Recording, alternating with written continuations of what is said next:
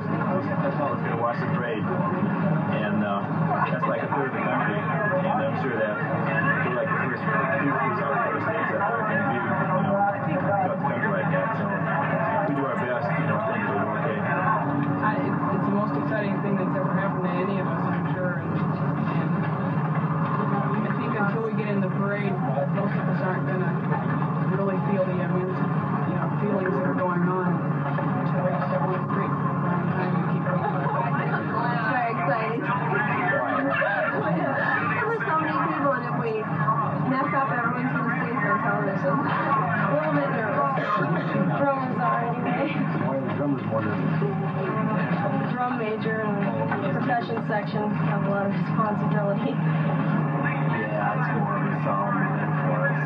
No one goofing around waving down friends. We got to find I don't know. I'm a little bit apprehensive to see that immense building behind us and the one we're going to pass and review. But think about what we're going to do, how well we're going to do it.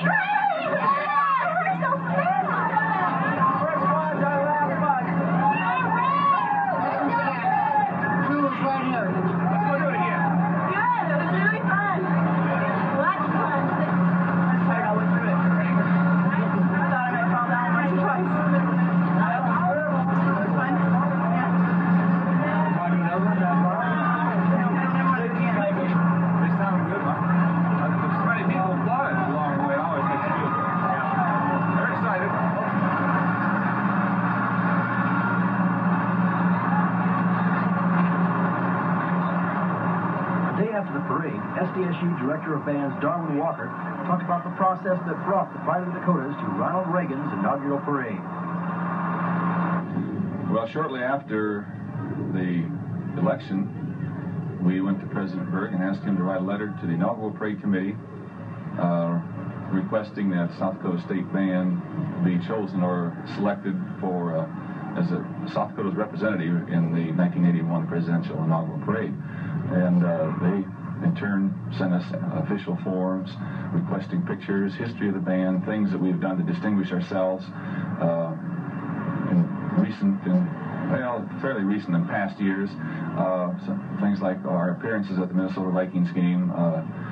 The congressional delegation wrote letters in our behalf, and a number of phone calls were made to other people that might have some input as to the quality of the organization.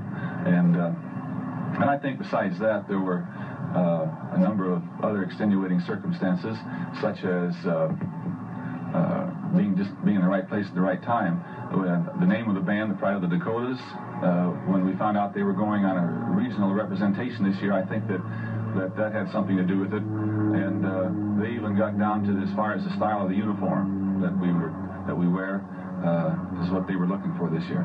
I know that the kids had to raise a certain amount of money themselves to go on the trip, but then you and other people in the South Dakota State University staff had to go out and raise some money also. How did your reception, how was it around the state of South Dakota for the money you needed to go out to Washington, D.C.?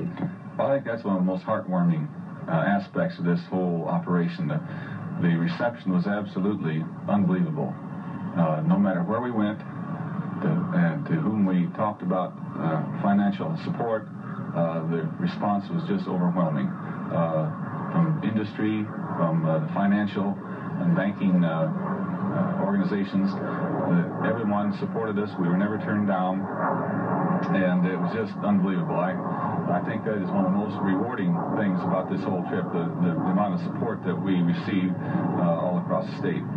You had two particular selections that you used in the inaugural parade. Why did you select those particular songs? Well, I knew that the inaugural committee was interested in martial type of music this year from some of the visits I had on the phone with them, and I wanted to choose a couple of marches that I knew nobody else would be playing, and we chose March Grandioso by Roland. That is just a terrific march for a parade band. And then another march called South Dakota State College March, which was written by Carl King in 1932 and dedicated to the school. And I knew nobody would be playing that, so we alternated those two marches down the parade route, and that's really what it came down to. We didn't want to play popular music; we wanted to play straight marches on the parade. When you were in the planning stages, did you ever find out how many bands, say, nationally were applying to perform the parade, or just even from our area? Well, I had no idea. In fact, until just about a week ago, I learned then that over 400 bands from across the country applied, and at that point it made it seem even more special that we were going to be here. Because there were like only, what, 8 university bands involved?